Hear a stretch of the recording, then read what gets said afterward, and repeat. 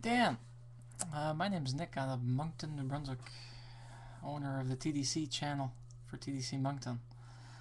I've been a big follower of you ever since I stumbled across your videos through Vidivlog, or Vlogbedica actually, I should say. And these debates are actually quite fun to watch, at least your responses, and trying to catch the other responses tied into the others.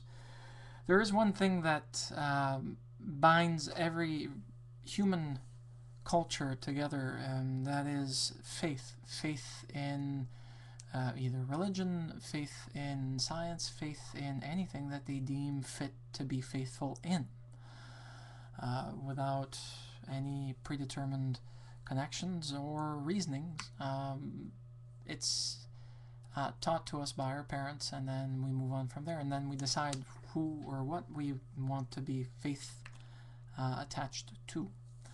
One thing I do know about the expansion of the universe, redshift and blueshift have a big part in it, but we're still developing a lot of the absolute techniques and technology that have yet to be used to actually give us a bigger absolute measurement of everything that we're trying to understand around us. Science is always evolving. They've debunked certain theories that we've taken for granted for quite a long while in regards to Newtonian science, and also from Einstein. But those are very, very limited changes to the actual rules and regulations that we've come to learn through science and their teachings thereof in our schools.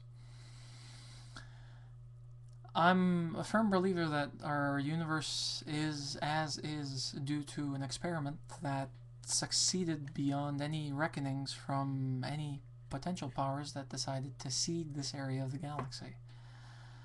That'd be a grand creator, or that'd be an alien species. It could be anything, really. Imagination is the only thing that can hold one back from the possible options, the multiple opinions that we have in our own lives as to how things are. One thing I've noticed is that in science, the reason why I haven't become a scientist is because my brain isn't axed to theorems. I have a big issue using logic when it comes to simply using logic and not using the other side of the human brain, which is imagination, and also letting one's spirits soar through the myriad possibilities and consider at least a few options that might happen.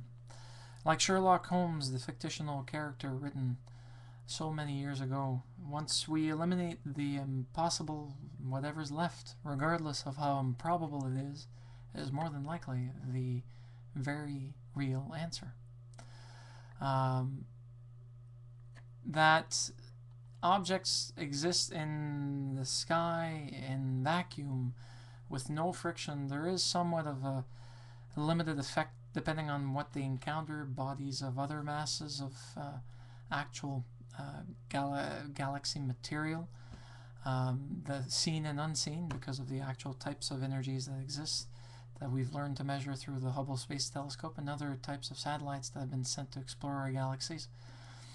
There's also physical breakdown that can happen, but it has to happen due to a physical body meeting with another physical body, or an energy type that's high enough to actually change the physical energy of one's body and give it a specific effect to it.